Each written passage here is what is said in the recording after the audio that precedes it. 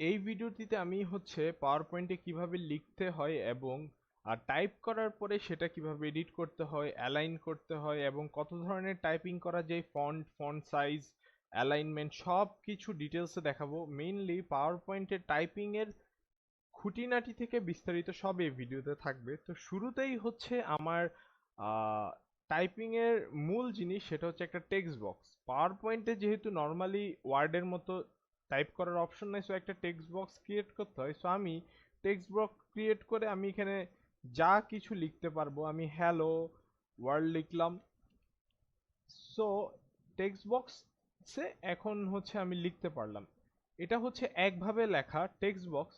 Second আমি যদি একটা শেপ নিই, এই শেপটা নেওয়ার পরে আমি যদি শেপের মধ্যে লিখতে চাই তাহলে আমি এডিট টেক্সট দিব। রাইট ক্লিক করে এখানে এডিট টেক্সট দিলে হবে, অথবা আমি যদি কিবোর্ডে টি বাটন প্রেস করি তাহলে আমার টাইপিং স্টার্ট হয়ে যাবে। এইখানেও আমি হ্যালো ওয়ার্ল্ড লিখতে পারবো। সেম ভাবে এইখানে আমি যেই কোনো শেপ নিয়ে ওই শেপের মধ্যেই লিখতে পারবো। সো টাইপিং এ জন্য কোনো বাধা ধরা নেই। আমার পাওয়ার পয়েন্টে যে কোনো শেপ নেওয়ার পরে সেটাকে আমি যেভাবে ইউজ করি না কেন সেটার মধ্যে আমি লিখতে পারছি এবং লেখাটাকে আমি মডিফাই করতে পারবো। সো নর্মালি এগুলো রিমুভ করি। এবার আসি যে আমি এইখানে যে নর্মাল টেক্সট বক্সের মধ্যে লিখলাম, এটাকে কি কি করা পসিবল। সো প্রথমেই আসি ফন্টের দিকে। এইখানে আমি উপরে দেখতে পাচ্ছি যে আমার ফন্ট চেঞ্জ করা পসিবল। সো আমি এইখান থেকে যে কোনো ধরনের ফন্ট এটাকে দিয়ে দিতে পারবো। লাইক আমি এইখানে এখন টাইমস নিউ রোমান দিতে চাই, আমি টাইমস নিউ রোমানে এটা সিলেক্ট করে দিলাম। এবং আমি এখান থেকে ফন্ট সাইজ বাড়াতে চাই অথবা এইখান থেকে বাড়াতে চাই বা কমাতে চাই। সো আমি একটা ফন্ট সাইজ দিতে পারলাম। আমি এই লেখাটাকে আমি বোল্ড করব, বোল্ড করলাম, ইতালিকে করব, ইতালিক করলাম এবং আন্ডারলাইন করতে পারবো। এবং পাশে দেখা যাচ্ছে যে আমি একটা লেখাটার পিছে শ্যাডো ক্রিয়েট করতে পারবো। একটু জুম করলে দেখা যাবে এই যে লেখার পিছে একটা শ্যাডো ক্রিয়েট হয়েছে এই অ্যাজ দেওয়ার কারণে। সো লেখাটাতে আমি এইবার রাইট ক্লিক করে উপরে যদি স্টাইলসে যাই, এখান থেকে আমার পিছনে বিভিন্ন বক্সের কালার চেঞ্জ হবে। অথবা আমি যদি এখানে আউটলাইনে গিয়ে অন্য কোনো কালার দিই, আমার যে এই লেখাটার যে টেক্সট বক্সটা ওইটার পিছনে একটা আউটলাইন কালার চলে আসবে। সেম ভাবে আমি রাইট ক্লিক করে যদি ফিল কালারও দিতে চাই, আমি ফিল কালারটাও চেঞ্জ করতে পারবো। এখন আমার এইখানে উপরে নর্মালি রাইট ক্লিক করা ছাড়াও টেক্সট বক্সটা সিলেক্ট করে এই যে ডানে এইখান থেকে আমরা যে কোনো কালার দিয়ে দিতে পারতেছি। এবং এই যে আমার আউটলাইনটা আছে এইটার চাইলে আমি ওয়েট বাড়িয়ে দিতে পারছি, মানে এটা এখন দেখতে অনেকটা চিকন, এটাকে আমি চাইলে আরো মোটা করে দিতে পারবো। সো আমি এখানে ওয়েটে গিয়ে আহ যে কোনোটা দিয়ে আমি এখানে এটা মোটা করে দিতে পারলাম। এখন আসি আমার এই যে লেখাটা, এটার মাঝখানে আমি স্পেস আরো বেশি দিতে চাচ্ছি। সো এইখান থেকে ওইটা কন্ট্রোল করা যায়। লাইক টাইট দিলে এটা একটু টাইট হবে, ভেরি টাইট দিলে অনেক কাছাকাছি, লুজ দিলে লেখার মাঝখানে স্পেস বেড়ে গেল, ভেরি লুজ দিলে আরো স্পেস বেড়ে গেল। মোর স্পেসিং আমি চাইলে নিজের মতো করে আমি এখানে নাম্বার সেট করে দিতে পারবো।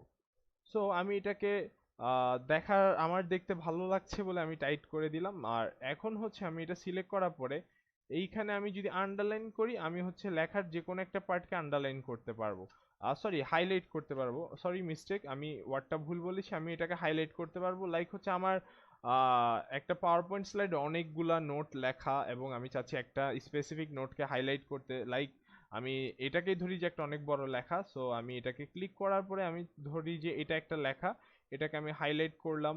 আবার পুরা লেখা, সাপোজ আমার সব লেখা তো আর বোল্ড থাকবে না, আমি এটা নর্মাল আছে, আমার শুধু ওটাকে আমি বোল্ড করতে চাই, স্পেসিফিক ভাবে এটাকে বোল্ড করলাম।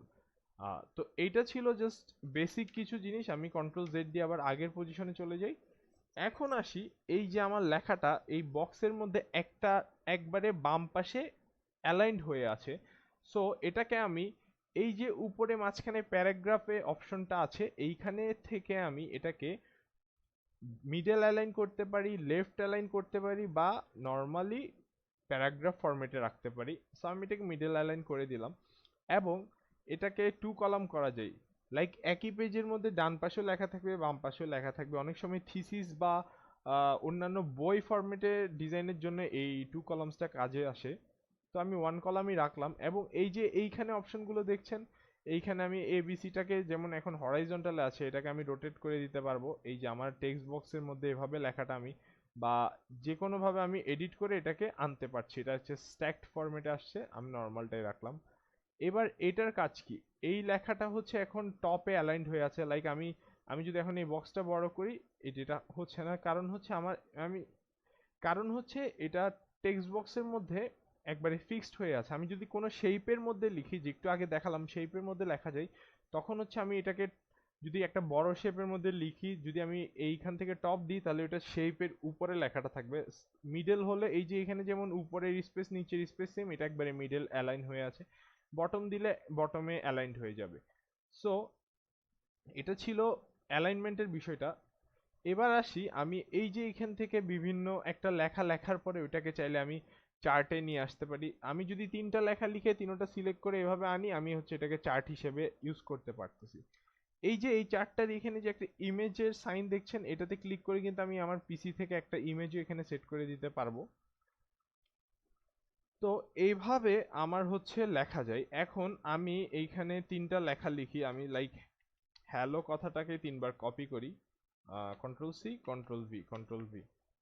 এবার আসি হচ্ছে আমি লেখা আছে, এখন আমার এই লেখাটা হচ্ছে মানে অ্যালাইনমেন্ট নেই কোনো, কিভাবে জানি আছে। তো আমি তিনোটা যদি সিলেক্ট করি, আহ, আলাদা আলাদা করে সিলেক্ট করে নিলাম। তিনোটা সিলেক্ট করার পর আমি যদি এই যে অ্যারেঞ্জ কথাটা ক্লিক করি, এইখানে আমি তিনোটাকে গ্রুপ দিই, তিনোটা একটা গ্রুপের মধ্যে চলে আসবে।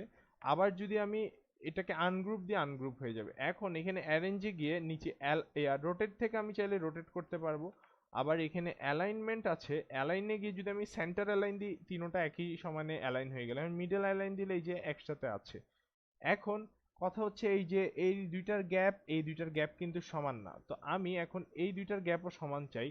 তখন হচ্ছে অ্যারেঞ্জে গিয়ে আমি যদি ডিস্ট্রিবিউট হরাইজন্টাল দিই, এগুলো যদি ডানে বামে থাকতো তখন মাঝখানে গ্যাপটা সমান হতো। এটা যেহেতু উপর নিচে, তাই আমি ডিস্ট্রিবিউট ভার্টিক্যাল দিলাম, এই যে আমার গ্যাপটা সমান হয়ে গেল। তো এইবার হচ্ছে আমি গ্রুপ করি, তিনটা গ্রুপড আছে। এখন আমি চাচ্ছি হচ্ছে এই যে আমার যে পেজের মিডল বরাবর আমার লেখাটা থাকে। সো আমি এখানে এখন অ্যারেঞ্জে গিয়ে যদি আমি অ্যালাইনে গিয়ে অ্যালাইন সেন্টার দিই, এটা সেন্টারে চলে আসবে। এটার জন্য কিন্তু অবশ্যই গ্রুপ করে নিতে হবে সবগুলোকে।